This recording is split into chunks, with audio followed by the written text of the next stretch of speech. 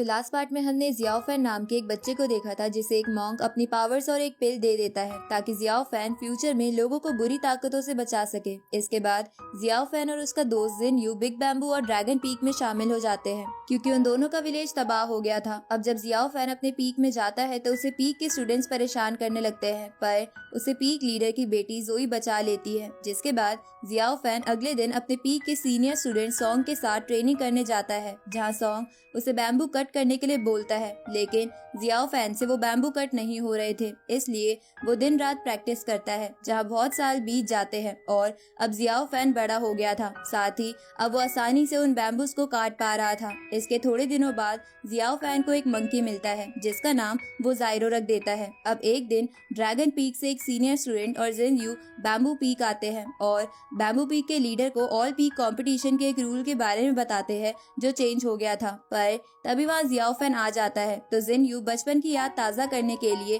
Xiao fan के साथ short fight करने लगता है, जहाँ फाइट करते हुए वो जियाओ फैन को नीचे गिरा देता है। लेकिन ये देखकर जोई गलत समझ लेती है कि जिन यू जियाओ फैन को मारना चाहता है, इसलिए जोई जिन यू को अपने मैजिकल रिबन से बांध लेती है। लेकिन इससे जिन यू भी गुस्सा हो जाता है और जोई पर अपनी ड्रैगन स्पिरिट से अटैक करता है। अब आगे तो इस पार्ट की शुरुआत में वो सीनियर स्टूडेंट जिसका नाम जेम्स था वो जोई को जिन यू की ड्रैगन स्पिरिट से बचा लेता है। तभी वहाँ बैम्बू पीक लीडर आ जाता है और ड्रैगन पीक के स्टूडेंट से कहता है कि तुम मेरे पीक में ही आकर मेरी बेटी पर हमला कर रहे हो। ये सुनकर जियाओ फैन पीक लीडर को समझाने की कोशिश करता है कि ये सब बस एक गलतफहमी थी, लेकिन पीक लीडर उसकी नहीं सुनते। तो ये देखकर जेम्स और जिन यू पीक लीडर से इन सब चीजों के लिए माफी मांग लेते हैं। ये सुनकर पीक मास्टर वहाँ से चले जाते हैं, जिनके जाने के बाद जेम्स जोई से फिर से इन सब चीजों के लिए माफी मांगता है और उसे गिफ्ट में एक सुंदर सा पर्ल भी दे देता है। अब जोई और जेम्स को ऐसे बात करता देख जियाओ फैन थोड़ा उदास हो जाता है। ये देखकर जिन यू जियाओ फैन से कहता है कि तुम जोई और जेम्स को साथ में देखकर जेलस हो रहे हो। तो जियाओ फैन कहता है कि ऐसा कुछ भी नहीं है, लेकिन जिन यू समझ गया था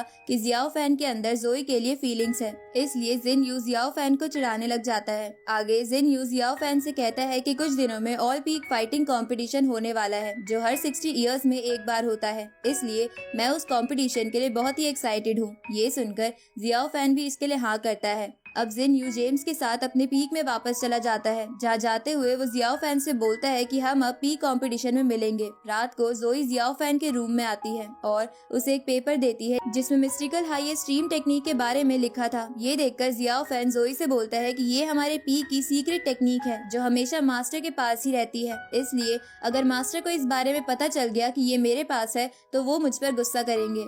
ये सुनकर जोई जियाओ फैन से बोलती है कि पीक मास्टर को पता नहीं चलेगा, इसलिए तुम चुपचाप इस टेक्निक को सीख लो क्योंकि मैं नहीं चाहती कि तुम आगे कभी जिन यू या किसी और से हार कर शर्मिंदा हो जाओ। तो जियाओ फैन वो टेक्निक पेपर रख लेता है। इसके बाद जोई जेम्स की बातें करने लगती है कि वो बहुत ही अच्छा है। ये सुनकर जियाओ फैन थोड़ा उदास हो जाता है तो जोई वहाँ से चली जाती है। अब जोई के वहाँ से जाने के बाद जियाओ फैन उस टेक्निक को देखने लगता है और बाहर जाकर उस टेक्निक को प्रैक्टिस करता है, जहाँ थोड़ी ही देर में जियाओ फैन वो टेक्निक सीख जाता है जिसकी मदद से वो स्पिरिचुअल बॉल्स की मदद से दूर तक अटैक कर पा रहा था। ये देखकर जियाओ फैन को अच्छा लगता है। तभी उसे एक स्टोर रूम में से कुछ आवाजें आती है तो जियाओ फैन वहाँ जाता है और उसे पता चलता है कि उसके पीक का एक सीनियर सेक्ट में वापस आ गया है जो कुछ सालों पहले अपना मैजिकल वेपन ढूंढने के लिए पीक से चला गया था। अब वो सीनियर जियाओ फैन को अपना मैजिकल वेपन दिखाता है जो कि गोल्डन डिवाइन डाइस थी और जियाओ फैन से कहता है कि मैं इनकी मदद से आने वाले ऑल पीक कंपटीशन को जीत कर रहूंगा। ये सुनकर जियाओ फैन थोड़ा उदास हो जाता है क्योंकि उसे लग रहा था कि वो इस पीक कंपटीशन में अच्छे से परफॉर्म नहीं कर पाएगा। ये देखकर वो सीनियर जियाओ फैन को मोटिवेट करता है। इस तरफ हम जिन्यू को देखते हैं जो इस ऑल पीक कंपटीशन को जीतने के लिए बहुत मेहनत कर रहा था। साथ ही पीक मास्टर को जिन्यू से बहुत उम्मीदें थी कि वो ये कंपटीशन जीत जाएगा, पर उस पीक के बाकी स्टूडेंट को ये अच्छा नहीं लगता क्योंकि पीक लीडर ने पीक की ड्रैगन स्वॉर्ड भी जिन्यू को दे दी थी। इधर हम प्योर सेक्ट के मास्टर को देखते हैं जिसे एक सीक्रेट मैसेज मिलता है जिसकी वजह से वो बहुत ज्यादा गुस्सा हो जाता है और अपने अपने एंसेस्टर्स के मेमोरियल स्टैंड्स के पास जाकर बोलता है कि इस दुनिया में बुरी ताकतें बढ़ती ही जा रही है जिसकी वजह से हमारे सेक्ट में प्रॉब्लम आ रही है। आगे हम बिग बैम्बू पीक स्टूडेंट और पीक मास्टर को देखते हैं जो सब ऑल पीक कंपटीशन में जाने के लिए बिल्कुल तैयार थे और सभी स्टूडेंट्स ने अपने अपने वेपन्स भी ले लिए थे। साथ ही जियाओ फैन भी वेपन के तौर पर अपने पास वो स्टिक रख लेता है, लेकिन सभी को लग रहा था कि वो स्टिक किसी काम की नहीं है, इसलिए जोई जियाओ फैन को अपनी एक स्वॉर्ड दे देती है। अब वो सब अपने पीक से निकलकर ऑल पीक कंपटीशन वाली जगह पर पहुंच जाते हैं, जहां पहले से ही कई पीक्स के स्टूडेंट आ गए थे। तभी वहां स्मॉल बैम्बू पीक की एक स्टूडेंट आ जाती है, जिसे देखकर वहां खड़े सभी स्टूडेंट हैरान हो जाते हैं, क्योंकि वो लड़की बहुत ही खूबसूरत थी। अब सभी स्टूडेंट्स एक दूसरे से बातें करने लगते हैं और दूसरी तरफ सभी पीक के मास्टर्स मीटिंग करते हैं, जहाँ सेक्ट मास्टर सभी पीक लीडर्स को बताता है कि मुझे न्यूज मिली है कि इस वक्त ब्लड रिफाइनिंग हॉल बहुत ही वीक है, इसलिए मैं सोच रहा हूँ कि इस कंपटीशन में जीतने वाले कुछ स्टूडेंट्स को वहाँ ये बात कंफर्म करने के लिए भेजूं, और अगर ये बात सही निकली तो हम इस बारी ब्लड रिफाइनिंग हॉल से छुटकारा पा लेंगे। साथ ही मैं कोशिश करूंगा कि इसमें तियानयिन टेम्पल भी हमारी मदद करे। ये सुनकर सभी पीक लीडर इसके लिए एग्री करते हैं। इस तरफ हम सॉन्ग को देखते हैं, जिसके पास एक दूसरे पीक की लड़की आती है, तो सॉन्ग उसे देखकर शर्माने लगता है, क्योंकि सॉन्ग उस लड़की को पसंद करता था। ये देखकर बैम्बू पीक के बाकी स्टूडेंट सॉन्ग के साथ मस्ती करने लगते हैं। तभी वहाँ ड्रैगन पीक के स्टूडेंट्स आ जाते हैं, जहाँ जेम्स जोई को देखकर तुरंत ही उसके पास आ जाता है और उससे बातें करने लगता है। साथ ही जोई भी जेम्स को देखकर शर्मा रही थी। उसी वक्त वो दूसरे पीक की लड़की जोई को कुछ दिखाने के लिए अपने साथ ले जाती है। इधर जिन यू जियाओ फैन के पास जाता है और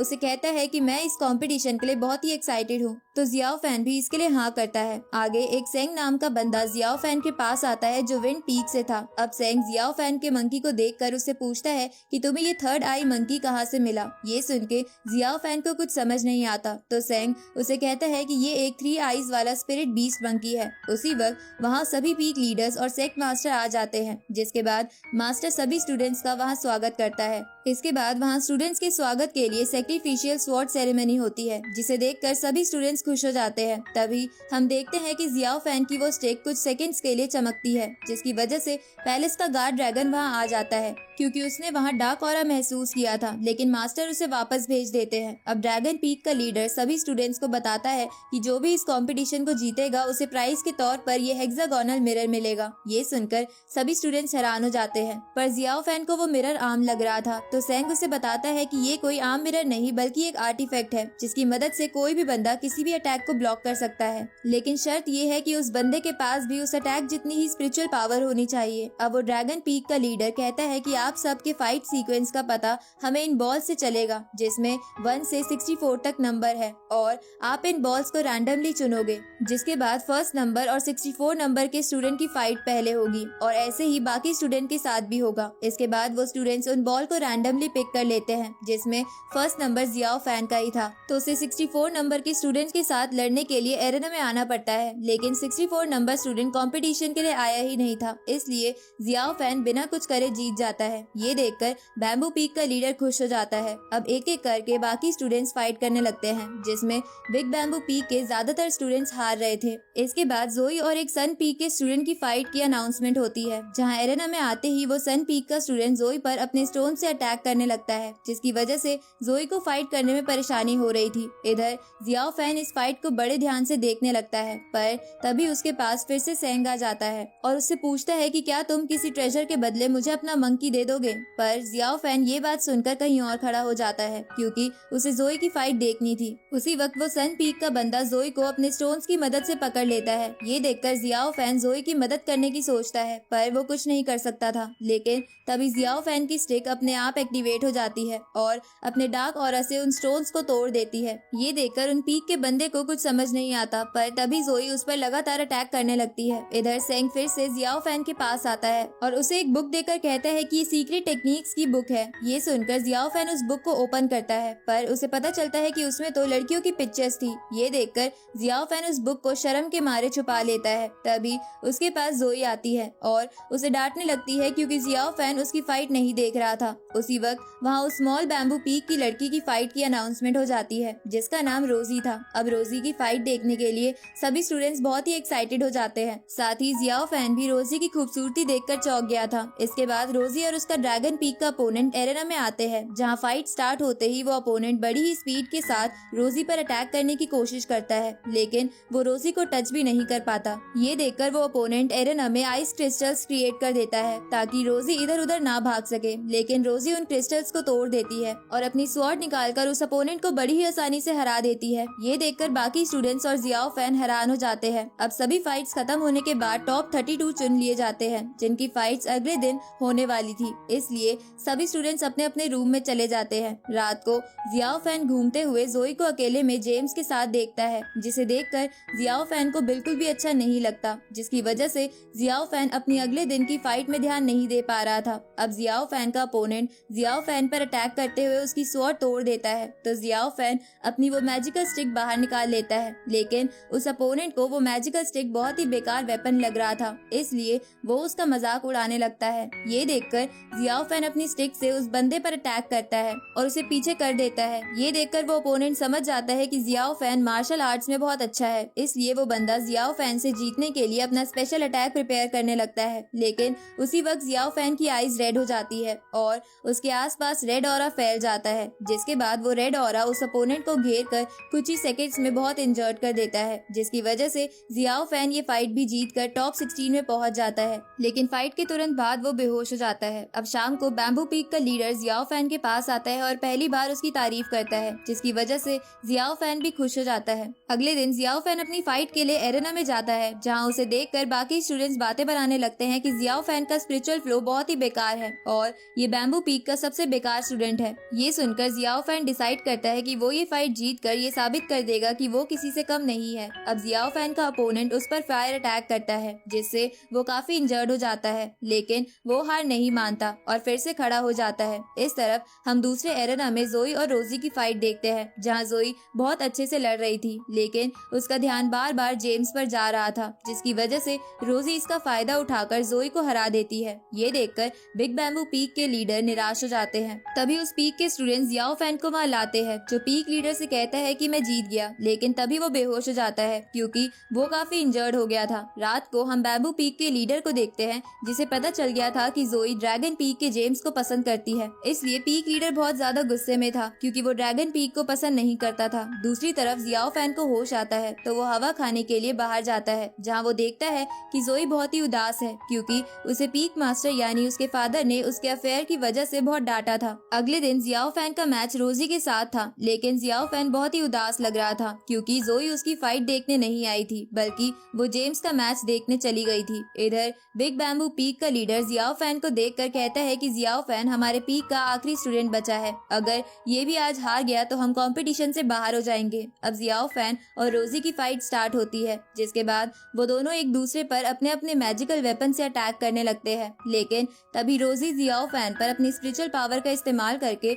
उसे नीचे गिरा देती है। पर जियाओ फैन फिर से खड़ा होकर रोजी से फाइट करने लगता है, लेकिन रोजी फिर से जियाओ फैन को नीचे गिरा देती है, जिसकी वजह से जियाओ फैन के मुंह से खून भी निकल रहा था। पर जियाओ फैन फिर से खड़ा हो जाता है और रोजी से लड़ने की कोशिश करता है, लेकिन रोजी की स्पीड बहुत ज्यादा थी, जिसकी वजह से वो जियाओ फैन पर लगातार कई अटैक्स करती है, जिससे जियाओ फैन पीछे हो जाता है। इसके बाद रोजी अपनी स्वॉर्ड को स्पिरिट पावर से चार्ज करके जियाओ फैन पर अटैक करती है, जिसकी वजह से रोजी को लगने लगता है कि अब जियाओ फैन हार गया। पर तभी जियाओ फैन की पूरी बॉडी पर रेड ऑरा फैल जाता है, साथ ही उसकी स्पीड भी पहले से बहुत तेज हो गई थी, जिसकी वजह से वो बड़ी ही आसानी से रोजी के सभी अटैक्स को ब्लॉक कर पा रहा था। साथ ही रोजी को भी अब जियाओ फैन से लड़ने में प्रॉब्लम हो रही थी। ये देखकर रोजी अपनी पीक लीडर की सिखाई हुई एक टेक्निक को याद करने लगती है, जो बहुत ही खतरनाक थी। इसके बाद रोजी जियाओ फैन को हराने के लिए वो टेक्निक प्रिपेयर करने लगती है। इधर जियाओ फैन को भी जोई की याद आ रही थी, जिसकी वजह से वो और भी गुस्सा हो जाता है और रोजी की तरफ बढ़ता है, लेकिन तभी उसे लगता है कि अगर जोई जेम्स के साथ खुश है तो उसे इस बात से प्रॉब्लम नहीं होनी चाहिए। अब ये सोचकर जियाओ फैन नॉर्मल हो जाता है और अपनी स्टिक छोड़ देता है, लेकिन रोजी अपना अटैक चल चुकी थी, जिसकी वजह से जियाओ फैन बहुत इंजर्ड हो जाता है और रोजी ये मैच जीतकर फाइनल में पहुंच जाती है। लेकिन रोजी को ये समझ नहीं आ रहा था कि जियाओ फैन ने एकदम से अपना वेपन क्यों छोड़ दिया था। आगे ड्रैगन पीक का लीडर सेक्ट मास्टर के पास जाकर उसे कहता है कि क्या आपको नहीं लगता कि जियाओ फैन के पास जो वेपन है वो ब्लड प्योरिफिकेशन से बना कोई डार्क वेपन है। ये सुनकर सेक्ट मास्टर कहता है कि मैं इसके बारे में बिग बैम्बू पीक के मास्टर से बात करूंगा। इस तरफ हम जियाओ फैन को देखते हैं, जो रोजी के अटैक के बावजूद भी बच गया था, क्योंकि बैम्बू पीक के मास्टर ने जियाओ फैन पर एक एसेंस पिल का इस्तेमाल किया था। अब जियाओ फैन देखता है कि उसके पीक के बाकी स्टूडेंट्स ये बातें बना रहे हैं कि जियाओ फैन का वेपन एक डार्क वेपन है, जिसे डीमंस इस्तेमाल करते हैं। तो ये जानकर जियाओ फैन बहुत निराश हो जाता है और इसी के साथ ये पार्ट यहीं खत्म होता है।